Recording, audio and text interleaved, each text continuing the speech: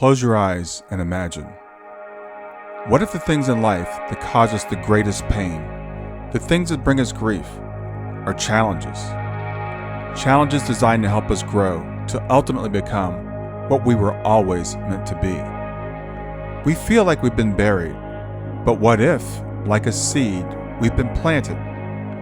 And having been planted, we grow to become a mighty tree. Now, open your eyes. Open your eyes to this way of viewing life.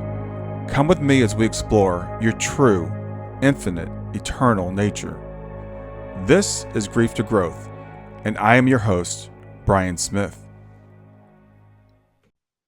All right. Hey, everybody. This is Brian Smith back with another episode of Grief to Growth, and I've got a very special guest with me today. This is Mary Terhune, and if you watch the show or listen to the podcast, that name may be familiar to you. Mary was on, I want to refer back to episode 46. It was in January of 2020 this year. So I'm going to encourage you to go back and listen to that episode. It was a fascinating episode. But today we're going to talk about some very specific and some very timely things. So first I want to introduce Mary. She's a Hay House author of the book Out of the Blue, True Life Experiences of Awakening, Revelation, and Transformation, sharing her personal journey of spiritual awakening, mystical encounters and visions, as well as the message given to her for all humanity. She's been involved in the healing arts for over 40 years, beginning as a registered nurse who journeyed into natural systems of healing, including homeopathy, reiki, massage therapy, and meditation. And Mary, in that book, talks about these enlightening experiences that she had and some messages she was given for humanity. So I thought in these times we're going through right now, I'd like to talk to Mary about how those messages apply to the times we're going through today. And also Mary was given a lot about homeopathy, which is a system that can support some of the things we're also doing. So we're recommending, and I want to say this off the top, that you follow all the advice given by the CDC and your medical doctors. We are supporting that, but this is something that could be supplemental to that. So with that, I want to introduce Mary Terhune. Hi, Brian. Mary, it's great to have you back. And to get started, what I'd like to do is let's just kind of briefly talk about your book and your spiritual experiences for people that don't know. And again, I'm going to refer people back to go into more detail, but just to get people to know who you are. Well, what I want to start by saying is that no evolution, no revolution of spirit, no transformation in spirit happens without crisis. And I'm talking big crisis. Because to make a breakthrough from the egoic pattern of believing we're separate and suffering in that separation in many ways, to break through that takes an enormous crisis in one's life. And that is what happened to me back in the 80s when I lost everything. I had to lose everything to gain myself, is how I look at it. And I lost all the money I had earned for my retirement. I lost friends. I lost my home. Eventually, I lost my job. I lost my car. Everything went. And I was thrown into deep, deep despair and extreme fear. Something we're going through now. Mm-hmm. People are going through extreme fear. And we're going through a crisis now. And in that moment of that crisis, when I could no longer think any more horrible thoughts, any more fearful thoughts, my mind completely stopped. And I called out to a God I did not believe in, or to anything that I didn't believe, that I believed in. Mm-hmm. And I called out by saying, please let me die. This is too hard. And in that moment, which was really a prayer, light entered my room in the living room. And this light began to speak with me, and a peace filled my heart and my being. And the first thing he said was, now do you see that all forgiveness is self-forgiveness? And he spoke seven revelations to me. I recognized this being as the Master Jesus.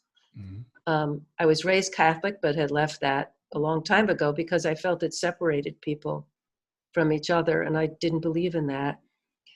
And when he spoke to me these revelations, it was really, I felt him as a great spiritual master a wise being who, in the end, wanted us to tell us that was all about light, and this light of divinity lived within us.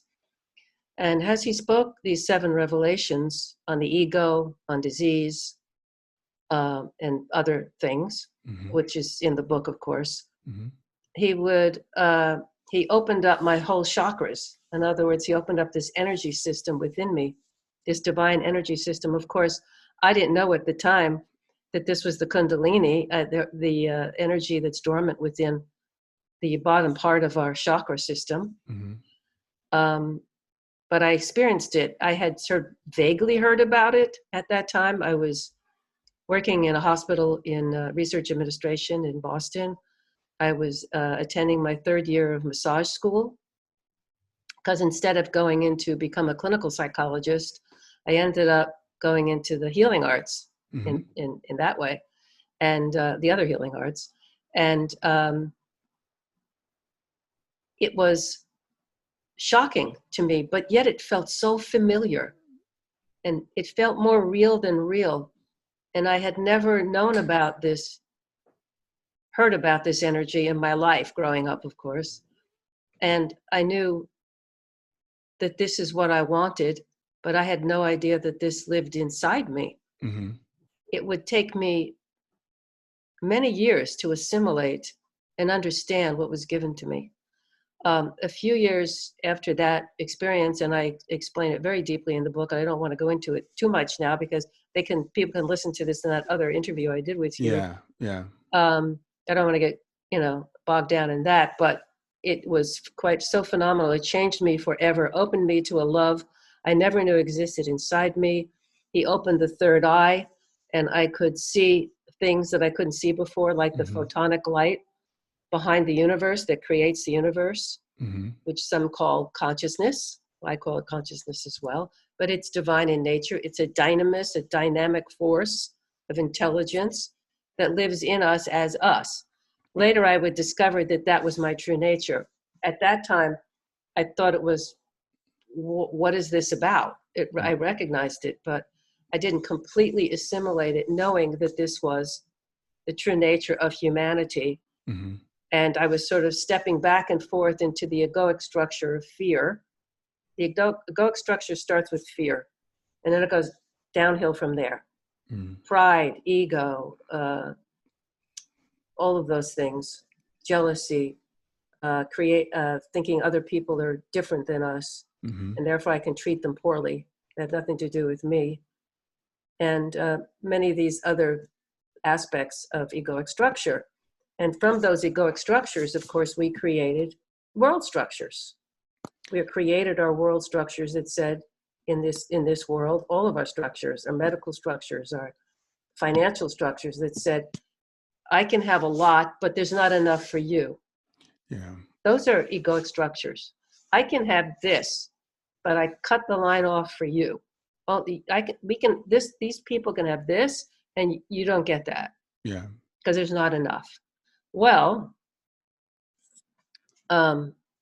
we can see what's happening today, of course. These structures can no longer. So what you're saying is the world structures are a reflection of our own individual egoic structures. Yes. That's what I'm saying. And a few years later, I was really yearning to find a pair of eyes in a human form that could help me understand what happened to me. And by serendipity, and I talk about it in the book, I'm not going to go into it now because I have so much else to say. Serendipity, I met a monk, and this monk was an enlightened being. And how did I know that? Well, you know when you know, because it's in your own soul. That's how you know things are true, and it rings true with you. And so I received an initiation from this monk that allowed me to go deeper into my consciousness. That's when I experienced self-realization in its fullness, in its absolute glory and fullness, as the energy comes up, forms a crown of light around your head, and you know that you and the divine are absolutely one. You can call it Brahman, you can call it God, you can call it the one, you can call the dynamic sacred force of the universe, whatever you want to call it. The experience that we all have when we have it is that same sense of being home, being in bliss, being in peace, being in a love that fear cannot touch, Mm-hmm. because fear belongs to the lower realms. Yeah. And this is where humanity is heading. This is what, on a bigger scale of looking at things, this crisis is really all about on a spiritual level. And it's very interesting to me that they call it the corona virus, because corona means crown. Mm-hmm. And it's not lost on me that when they look at this virus under the microscope, that there's a corona surrounding the different structures Mm-hmm. of light. So I call it the coronation of humanity into its divinity. And the way it happened was through nature. And the only way that real awakening happens is, and it's hard, is through crisis. Yeah, And that is it's hard. It's hard for everyone. it is. That's a hard saying, but it seems to be so common, right? I mean, Yes. our enlightened experiences, it's like you said, it's kind of like we get to the point where we have to let go. We've got to say, okay, I can't do this under my own power. I've got to, look out for something outside of myself. So I've seen that on an individual basis as I've read, Yes. accounts of people who have been enlightened. I work with a lot of parents who have lost children, and that's an event that seems to open people up. It breaks us down and it breaks us open, and then we grow from that. And so what I hear you saying is, what I think I believe it also is, that this virus, that's come to us, is here to teach us something. Well, you said it well. It breaks us down and it breaks us open. What does it break? It breaks the egoic thought structure that we're all separate, that big lie, we've been carrying forever on Earth. And now it's time for humanity to awaken. And, in order to get my attention back in the 80s, I had to lose everything to get my attention. Because my attention was fully in the egoic world of, you're separate from me, and being kind of pissy, and, having that kind of attitude and fear, and living off of, well, I can have it, but you can't, that type Right. of an attitude, or you're different than me, I'm better than you, all of that.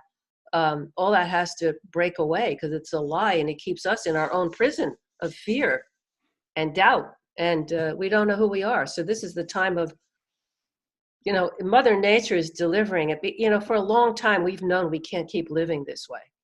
And especially for these past 3 years, we realize we can't keep living this way, in hatred and division, and putting children in cages. And, you can have healthcare, but no, you can't. And deciding, well, is healthcare, should everybody have it, or is it just for a few special people? We knew we could not keep living this way. I think you're right. I think we've known it's not sustainable, but we thought, it's getting us by for right now, right? We could limp along. Right. And nature is saying, no, we can't limp along. The earth cannot live this way anymore. We can't live this way anymore, because everyone feels sick about the separation between people, and all the fighting and infighting that's going on. We know it's a sickness, and it is a disease of the ego. Yeah. Eckhart Tolle speaks about that in his book, A New Earth. People should read that book, A New Earth, as well, and see how much he has to say about these times.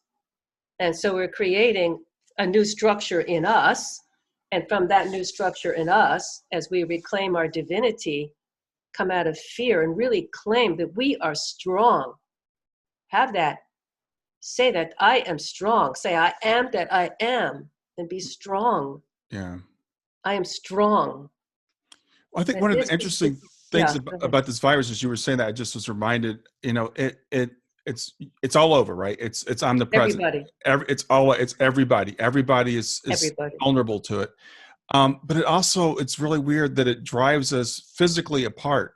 I mean, at the time when we really want to be together, we want to see our loved ones and stuff, that it's forcing us to turn within. It's forcing us to stop. That's the point, telling us to stop. I would say it's forcing us to turn within, as you say, and stop and question everything in our lives. I mean, people are going through their lives right now. What is this all about? And people are beginning to change inside. we're putting down our phones, and now we're interacting with our family members more, hopefully. I think Yeah. that's true.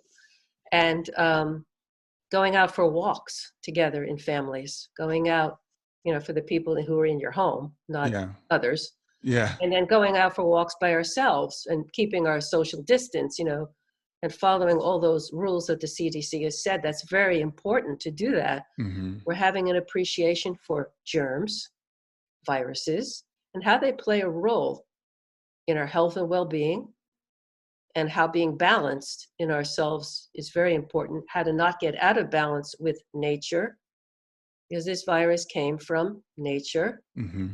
I think it's Dr. Francis Collins, who's the director of the NIH.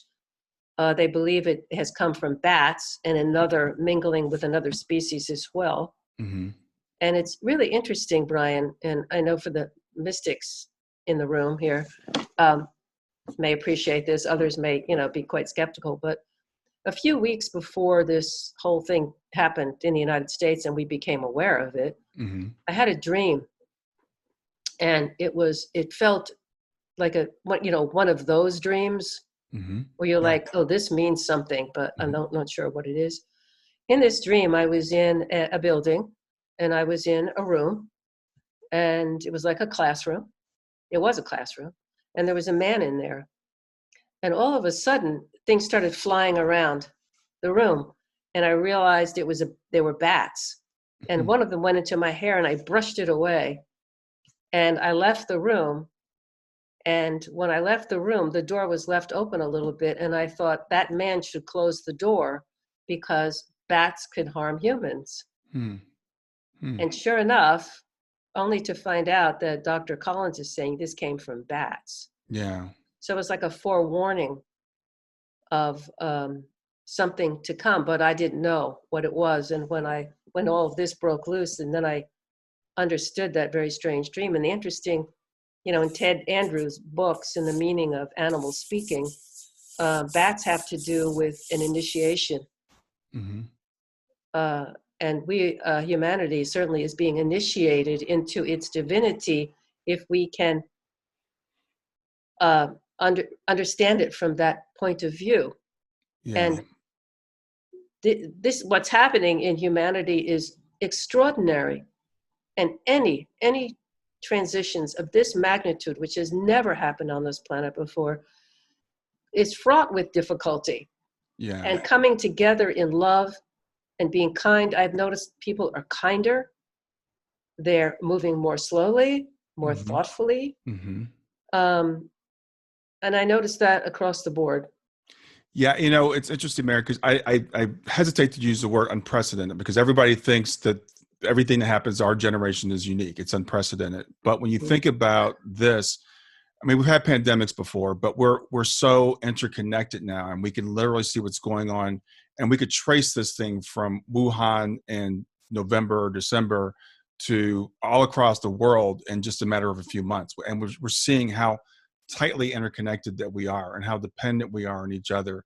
And it is, as I said, it's forced everyone in the world right now is focused on this one thing. We wake up in the morning and we think about this. It's Yes. on all of our lips. It's on all of our minds. So when has the world ever been so focused on one event? We see a tsunami in Southeast Asia, and we go, that was a tsunami. We see a war somewhere, that's somewhere else. This is in our neighborhood. Just like the sun, it touches everyone. Doesn't matter, rich, poor, old, doesn't matter. It touches everyone, just like the sun. Mm-hmm. And it's an extraordinary. It is extraordinary because now we're so interconnected that we know about all of this. We're touched more than ever. Right. I mean, something happens across the world, and in 2 seconds, it's on your computer, Mm-hmm. and you know Exactly. about it. So that is very unprecedented.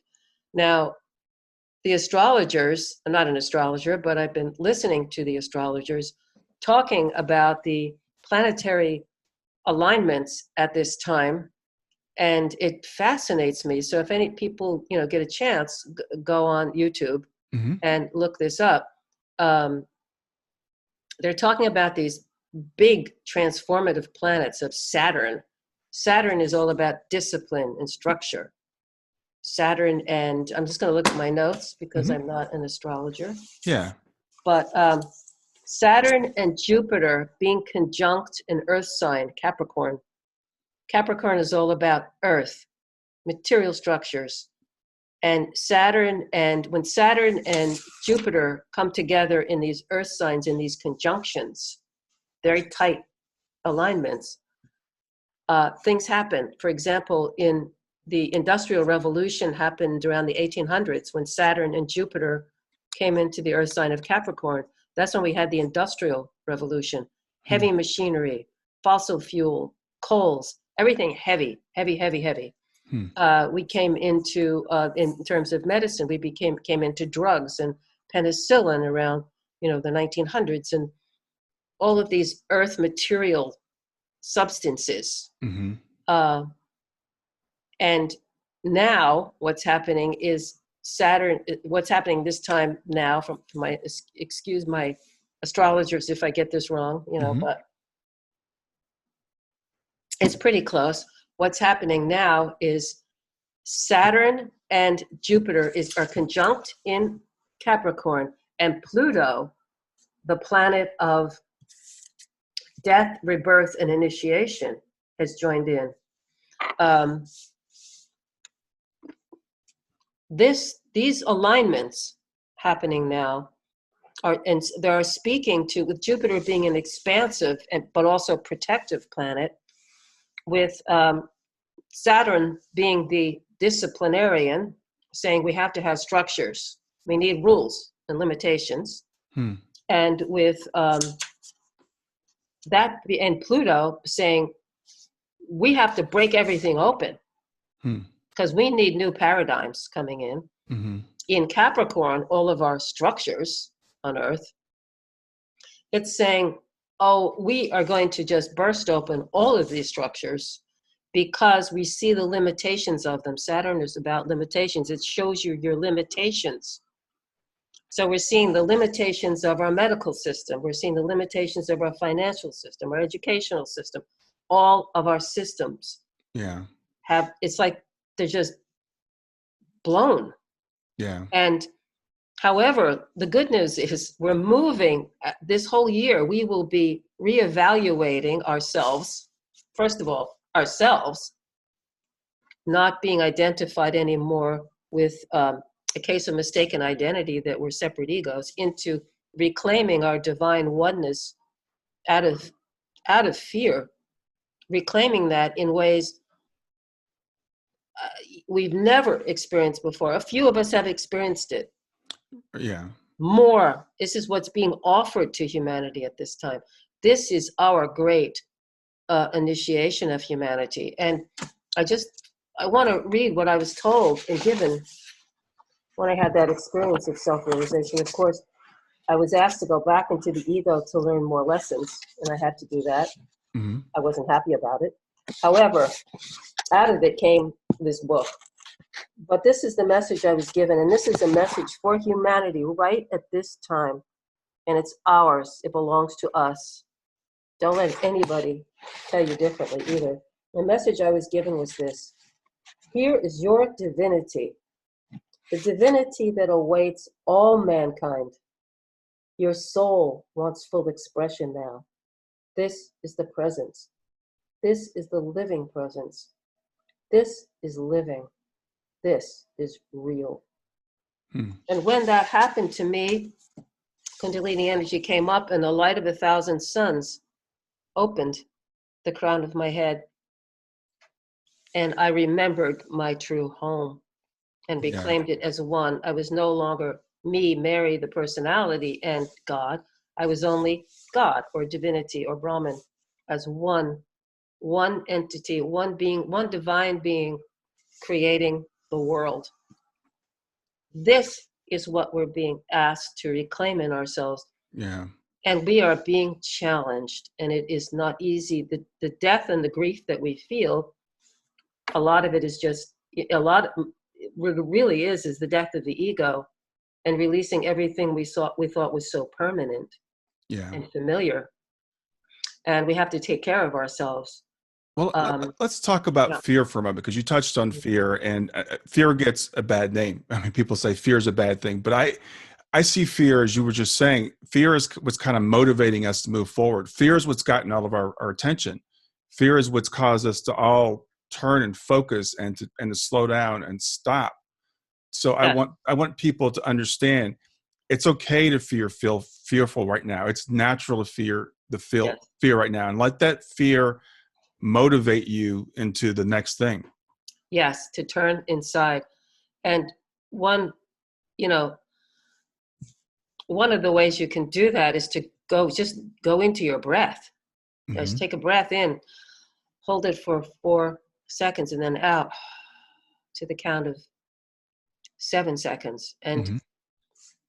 what that does is, as I said, when I had that first awakening, um, my mind stopped and I stopped thinking thoughts. And Eckhart Tolle speaks about this, that we create our egoic, fearful structure out of thoughts, but there's a space between a thought and a space between breaths where our divinity of now, the now, lives in that moment. And it's not just a thing about time, it's our divinity. If we truly all live truly in the now, we would be realized in like that. Yeah. And what shock does is it stops you for a moment. Ah, and in that space, something else can come in and Yeah. be claimed within ourselves. That's something, actually. I was recording a podcast, just a monologue earlier this morning, and I was thinking about the whole idea of all the uncertainty that we're feeling right now. So we go through life almost like robots. We think, oh, That's next week I'm going to do this. Next year after that I'm going to do this. We've got all these plans, and we just assume that things are going to go along. So we're always living in the future, or we're ruminating on. We're thinking about the past. And we're not really living in the now. And what I realize, what all this uncertainty has done for me, is I have to focus on right now, because I don't know what's coming. The president said we might open up by Easter. We might open up by the end of April. We might be back to normal by the fall. And I finally had to say, I have to put all that aside. I don't know what's going to happen in 6 months. I don't know what's going to happen in 6 days. So I have to focus on right now. And it's really forcing me to say, how am I doing now? As I'm sitting here now, am I okay now? And I'm okay now. And I don't know what's going to happen, next week. Eckhart speaks about that as well, as if you're living in the future, you're in fear. If you're Mm-hmm. living in the past, you're in regret. Mm-hmm. But right in this moment, it's okay. It's Right. okay. And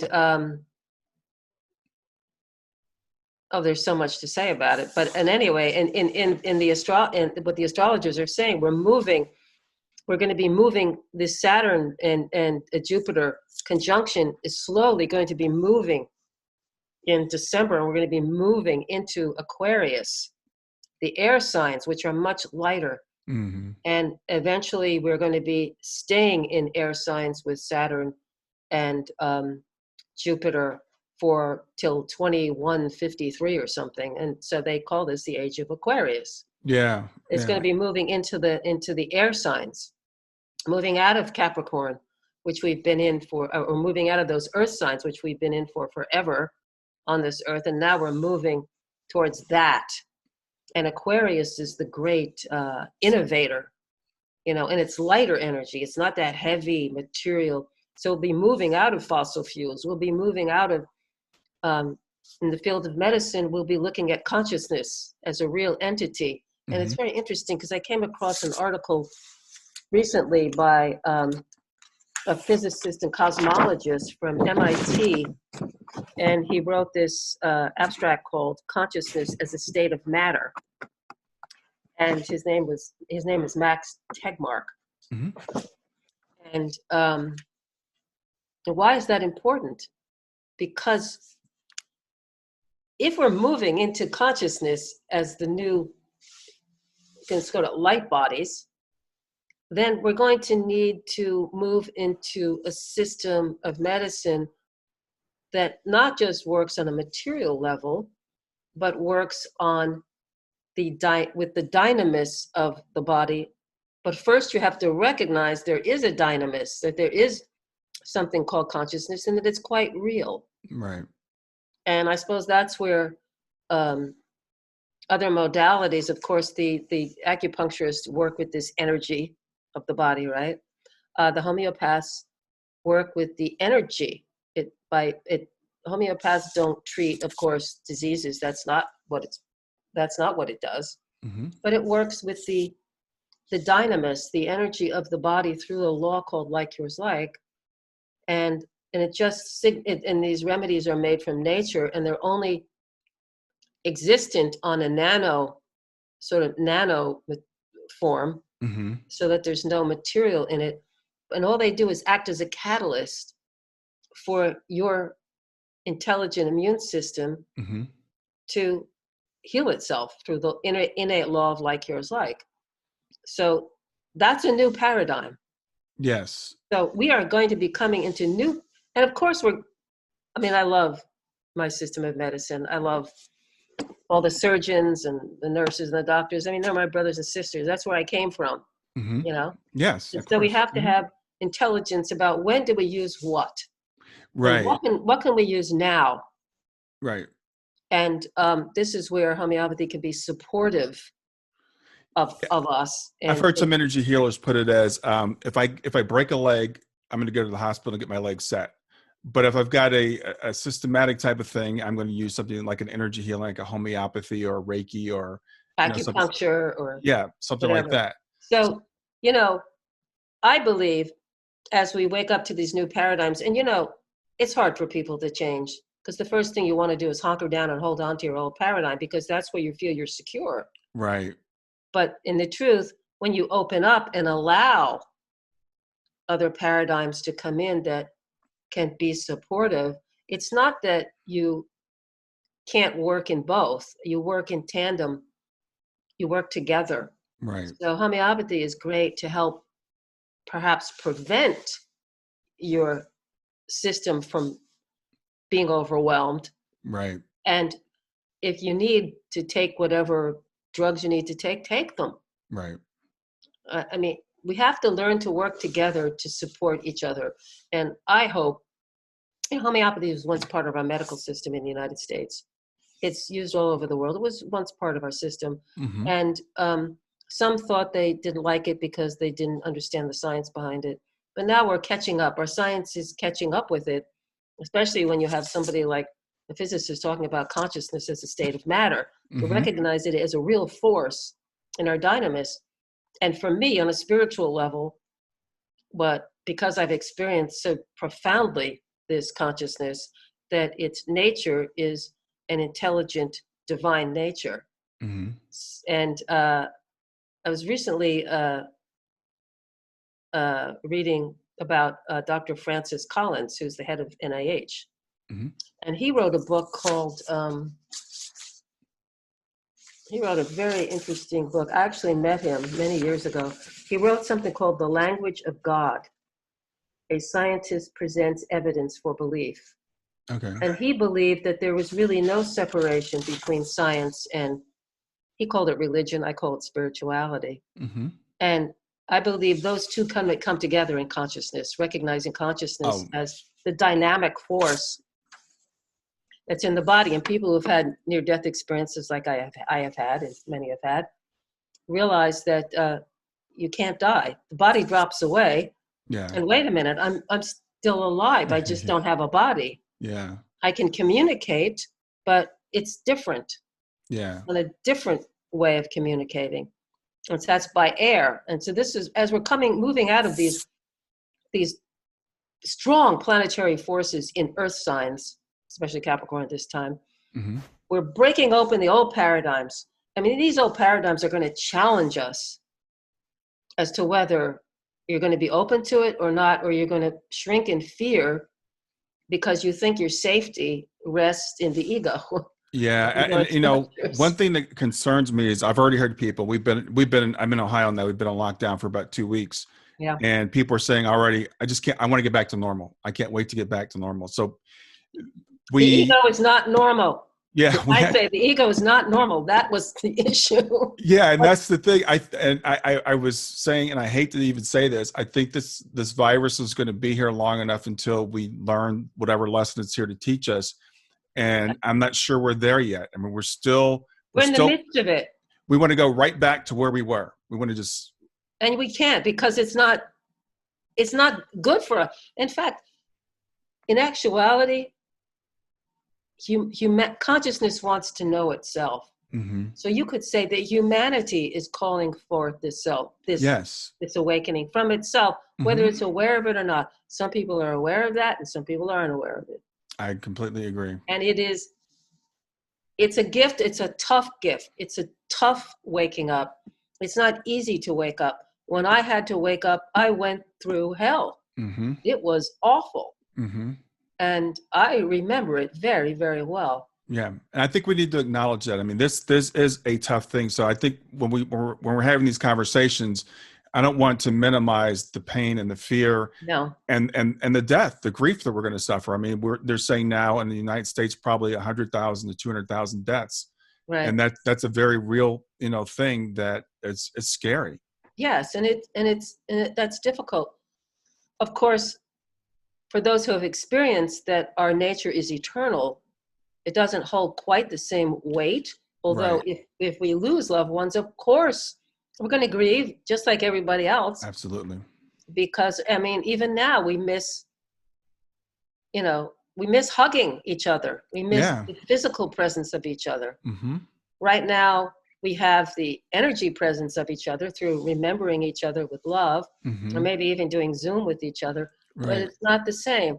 Right. But for the most part, we're texting each other, so we don't get to hug each other, and that's the thing that we miss, Right. because Right. it's part of the Earth experience. Mm-hmm. That Absolutely. hugging and holding someone. I miss hugging my family too, my friends. I miss that. Yeah. And so it's normal and natural. But what we should absolutely know is that we are eternal beings. Mm-hmm. We are eternal beings. And as such, that energy is eternal. Yes, the body only comes here for a certain amount of time, and it drops away, and it Mm-hmm. serves a purpose, a very important purpose of Mm-hmm. waking up to our own divinity. And it's quite the play here of being fully human and walking through those doorways of feelings. Yeah. But we are made for this time. We are made for this time, and anybody on this planet at this time going through this is strong. Mm-hmm. We are made for this time, and to support each other as best we can as we move through different awakenings.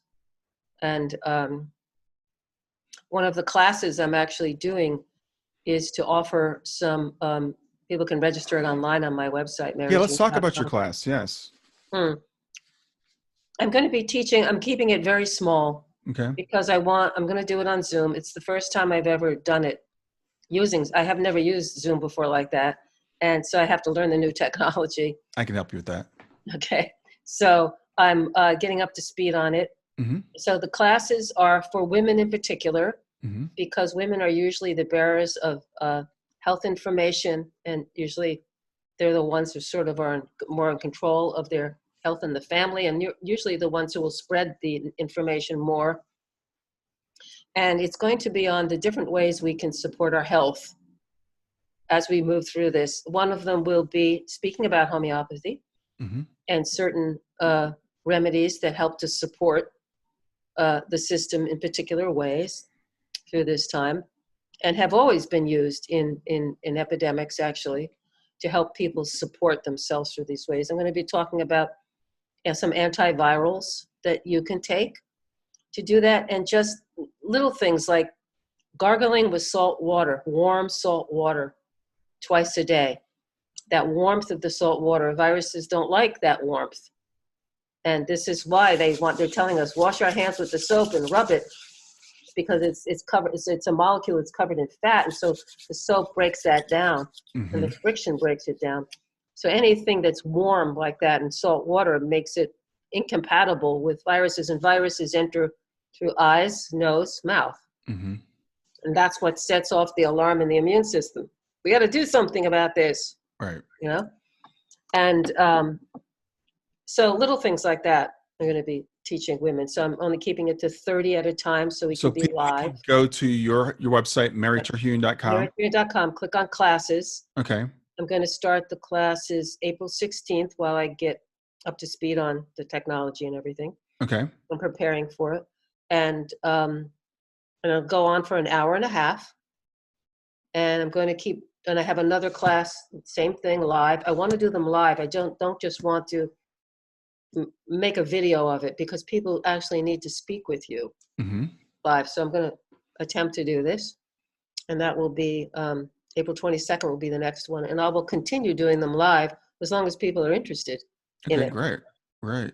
And this will provide some support. You know, I'm 76 years of age. I'm in that category. Who knows how long I'll be on this earth? I don't know. I think I have maybe 18 good more years in my life. Nice. So I'm trying to be of service in this life. Mm-hmm. I was given the gift of homeopathy. It's in my book. Mm-hmm. It will help people to understand it a little bit more, maybe before they take the class. But let's talk about homeopathy just for a second, because you mentioned earlier, I mean, like we've got this material healthcare system now, and we talk about drugs, but frankly, we don't know how most drugs even work. We experiment, we find one that works, but we don't know how it works.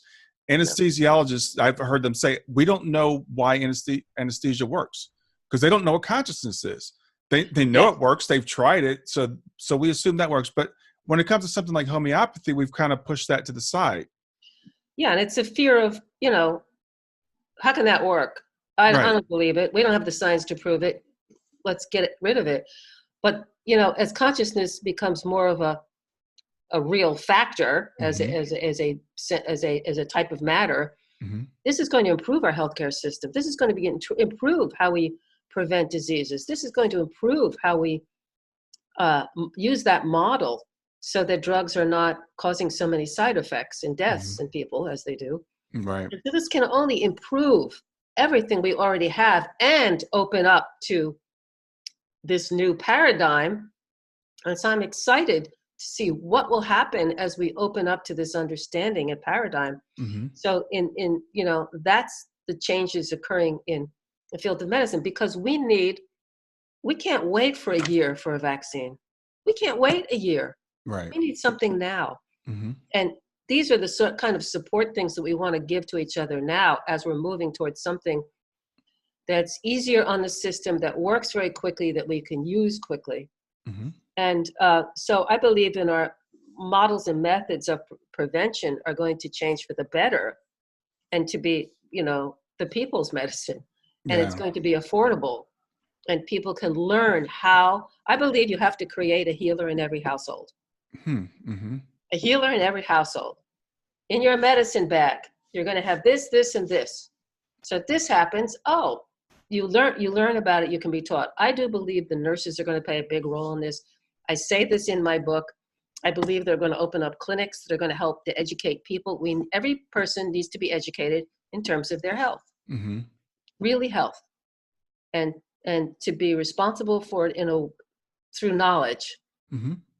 So for my listeners right now, they can go to your website, maryterhune.com, and sign up for your class. And will you be giving some starters or some guides how to get started in homeopathy? Yes, I will. Okay. I will teach some remedies that have been very helpful to support the system during these outbreaks that happen in humanity. And it has an historical use. I mean, it's been used for over 200 years. And there are no side effects. It doesn't interfere with your drugs. If you need to take antibiotics, take them. You know, whatever you need to do to keep your health. Please, you know, if you're not breathing well, call 911. Right, exactly. Get yourself to the hospital. Right. But we're talking about trying to prevent you from having to overload the healthcare system. Right. That's what we want to do. I know my son-in-law works as an emergency room nurse and teacher at a hospital here in Boston. So I know the stresses and that my family is under when he has to go home. Right. Because what does he bring home with them? Right. My daughter works on emergency call for her dental office. Of course, I'm concerned for their health. They're concerned for their health. So I'm very aware of what's happening. Right. So what I'm trying to offer is to have maybe we can do some things that can help prevent us from beginning so sick Right. that we have to go and overload the system. Let's try to go into prevention and to really teach some things so that you have that in your medicine bag at home, things to do, things I can Yeah. use for myself to help myself so that it doesn't get out of hand. And what to recognize is like, if you don't feel well, go to bed. Mm-hmm. Some easy things like sipping on hot water Mm-hmm. now is good to keeps the throat dry. I mean, it keeps the throat moisture. Mm-hmm. Moisture, anything warm. Wearing a scarf, it really keeps the throat warm. Keeping yourself warm, not letting yourself get a chill, Hmm. which can open you to being weak Yeah. and to allow for the virus to take hold. Many people, they'll have no symptoms whatsoever. They can deal with it, not a problem. Right. But then there are others who, I said 80% will have mild symptoms and it'll feel like your regular flu. Mm-hmm. Okay. Others, it will go into difficulty breathing and a pneumonia. Mm-hmm. And 20% will have to end up in the hospital with that. Mm-hmm. 5% will end up in ICU. Or, I mean, these numbers, of course, change, but it's approximate. Right. So how can we support ourselves in a way that can keep us out of needing? Yeah. Well, that's the great thing about what we're talking about here, because there are some things, and you mentioned, it's funny you said going to bed, because I interviewed Calvin Chen a couple of weeks ago, and he was saying nap, nap, nap. And I'm not a napper, but I've been taking more breaks during the day just to go meditate and lying down on my bed and putting on some music and just meditating. And I've doubled my meditation time. So these things are things that we can do to Yes. keep ourselves strong and healthy. I And highly recommend that, Brian, because when you meditate, you're calling upon that dynamic force mm-hmm. in your body to increase its power in you, Yeah. keep your cells healthy, and to be in love, because fear just makes you vulnerable. And love, I'm going to be talking about a particular fear remedy that I love called aconite. And it's homeopathic, of course. It's Mm-hmm. not on a material level. I'm going to be talking about that in this class and how to take it. How do I use it? Can I get it? Yes. Does it have side effects? No. Mm-hmm. Is it safe for everyone? Yes. Mm-hmm. But I'll be talking about how to take it, and then they can answer people's questions. Well, and let's talk for people that say, okay, well, this sounds too good to be true. I can take this; it has no side effects. It's not going to interrupt my medication, because these are not large doses we're taking, right? These are very. It exists on the level of the dynamic force, and it isn't the remedy that cures you. It's the remedy interacting with your vital force, or the dynamis, or the whatever you want to call it, Mm-hmm. in your system, that it acts as a catalyst for your immune system Yeah. on another level to banish the disharmony. Yeah. There are different words used. And in this new system and new paradigm, there are different words that will be used to describe Yeah. this response. Well, I think catalyst is a key word there. And me being a chemical engineer, I understand that word. Some of my listeners might not understand what a catalyst is. And it's interesting because it was a German doctor, Dr. Samuel Hahnemann, who lived in the 17 and 1800s. He was a medical doctor and a brilliant chemist. Mm-hmm. And he was very dissatisfied with what was being used then, these harsh methods. And many people would die from these harsh methods, like, baths of mercury to heal syphilis. Yeah. And he became so disheartened that he embarked upon a different way of healing. And he discovered this by serendipity, this law of like cures like, Mm-hmm. which was written about for many years. And through that process, and being a chemist, he started developing remedies from nature. And in particular, it was when malaria happened. He discovered that the cinchona bark had some properties that if you took it on a material level, it gave you the experience of symptoms of malaria. Hmm. And it was bitter. And he wondered, why does this work so he started diluting it, highly diluting it, so that it was no longer existent on a material level, but on a dynamic level. Mm-hmm. And then he took the remedy himself. And as he took it energetically, he started experiencing the experience of having symptoms of malaria. like fever and chills and they would come back. They would kind of subside and they would come back. And then when he stopped taking it, of course, it disappeared because it was all on an energetic level. Mm-hmm. And so he started giving it to people who had malaria, and to his amazement, the symptoms disappeared. But it's not because it killed anything. Right. Not because it killed a disease. It just matched the symptoms. Mm-hmm. That's all it did. Mm-hmm. And in that matching through like cures like, in that a law in nature, that it created a harmony inside the body on an energetic level. And therefore, the immune system kicked in and it disappeared. Yeah. Now, it's profound how that works. And it's something that mystifies everyone. Right. But as we go into the realm of consciousness as another state of matter, the science is really going to catch up with understanding, how is this possible that this could work this way?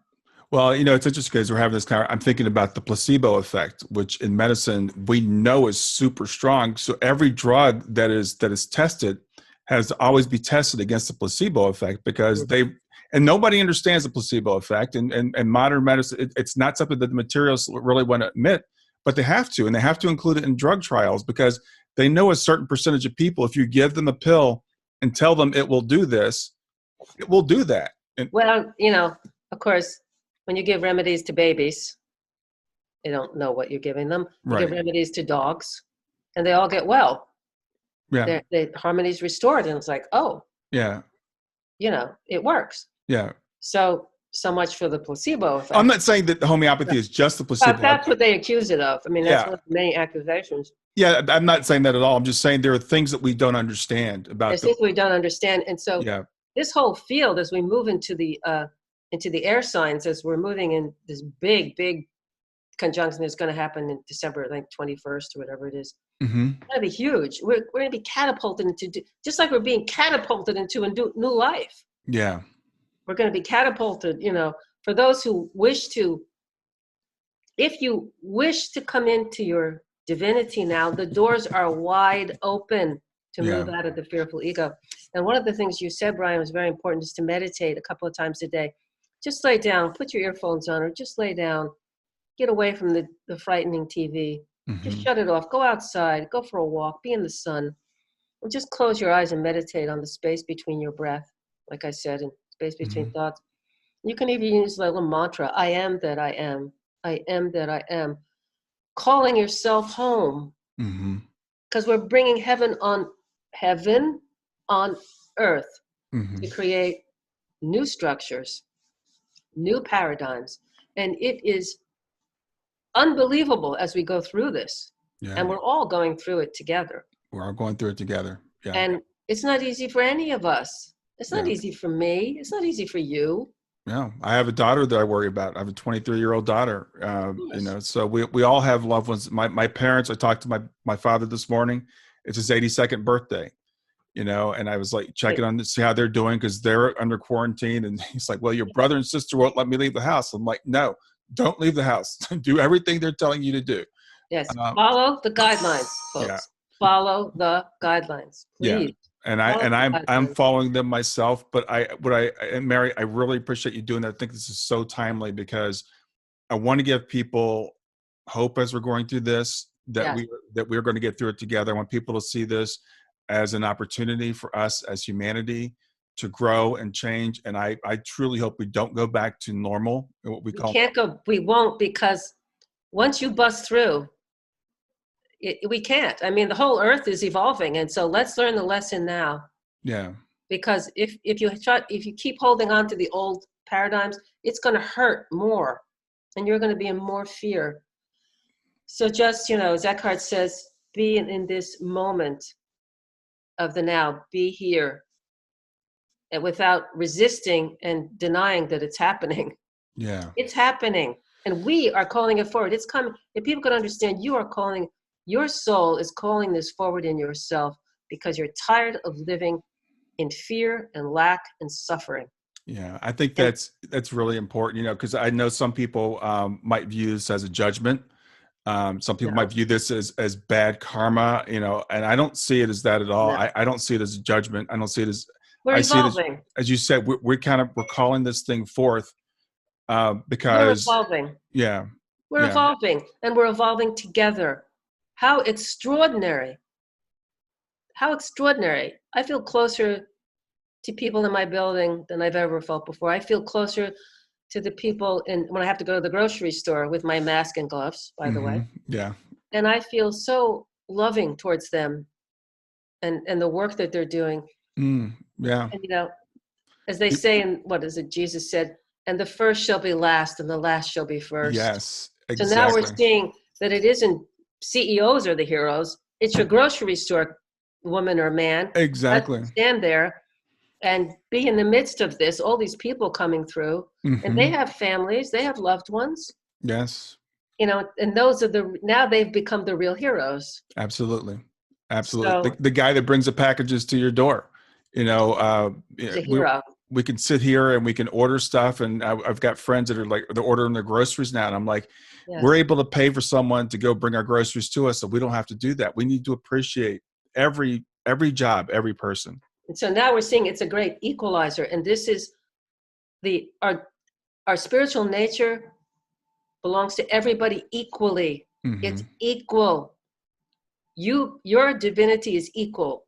You don't have more divinity than somebody else. Right. Right. Your divinity is equal for each of us. It doesn't matter who you are. And we're seeing this played out. We're seeing this now, and it's being played out in each of us. We're all changing inside, being kinder, more loving, more appreciative of every little thing. How much do you miss going out to dinner with your best friend?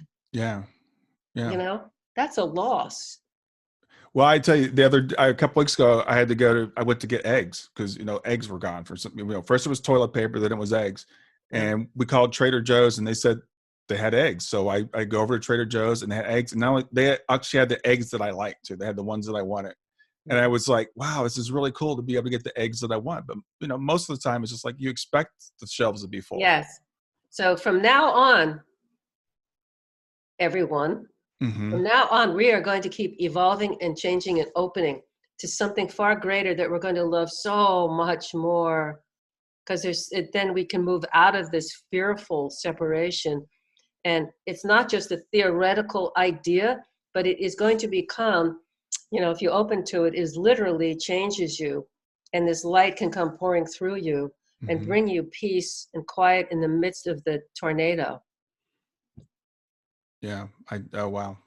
It's here. We're doing it together. Yeah, we are. We're gonna make it. We're gonna make it through this. More than make it through this. We're gonna open up to a new world and create a new world like we have never seen before. Things are gonna happen that I can't even imagine. Believe me, I've experienced a lot. Yeah. But I do know what self-realization feels like, and I can tell you, it is a whole new world inside you when you have that. Yeah. And it's yours. You reclaim it. You remember it. It is yours. Wow. Here, it's yours. Claim it through meditation, through connecting with it, space between breaths. It's yours. It's all yours. And you are creating this new world. Every person is creating this new world. And it is incredible. Yeah. And we're all needed, all hands on deck. Everybody. Let's give our gifts as we have them, without fear, without incrimination. Everyone give their gift, whether it's a kind word, a look in your eyes of love, whether it's a painting. I don't care what it is. Yeah. We're all creating something far beyond. Trust me when I tell you, believe me, it is the truth. It is the truth. So we're going to be with each other. We're going to see each other through. And it's more than hope. It's a reality, and it's happening. And it's real. And it is real. Here is your divinity, the divinity that awaits all mankind. It's on our doorstep. Well, Mary, I'm so glad we were able to do this today. I want to give your website again and spell your name. It's maryterhune.com. So it's Mary, Terhune. And your classes are starting. We're recording this on the 31st of March. Your classes are starting in mid-April. April 16th is going to be the first one. Okay. As I gather myself together and learn this new technology at age 76, my God, who knew? Who knew I would have to be doing this? I am so impressed with you. I can't believe you're 76 either. I had no idea. All learning it. So I just want to, this is what the book looks like. Yeah, the book is Out of the Blue. Out of the Blue. Yeah. It's a fantastic book of Mary's experience. We just touched on it today. I encourage you to go back and listen to episode 46 from January of this year and to go ahead and get the book. Mary, it'll help people as they go through the process. It will help you to see what is it like for someone to go through that.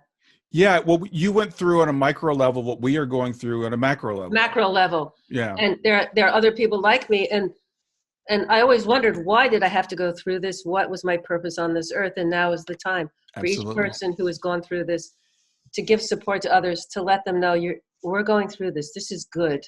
It's hard, but it's to reclaim our divine nature, to create heaven on earth inside ourselves and for each other, and so that we can share the wealth of this planet. I want to see everybody housed, fed, clothed, educated, and in good health. And not only is it possible, it's here. Yeah. And we're breaking open and creating new ways. So we're in this together, Brian. We're going to march along together. Well, Mary, once again, you've made my afternoon. I appreciate it. I feel so much better having talked to you. Me too, Brian. Thank you. All right. You have a good day. You as well. That's it for another episode of Grief to Growth. I sure hope you got something out of it. Please stay in contact with me by reaching out at www.grieftogrowth.com. That's grief, the number 2, growth.com. Or you can text the word growth to 31996. That's simply text growth, GROWTH, to 31996. Since you're watching this on YouTube, please make sure you're subscribed. So hit the subscribe button and then hit the little bell here, and it'll notify you when I have new content. Always, please share the information if you enjoy it. That helps me to get more views and to get the message out to more people. Thanks a lot and have a wonderful day.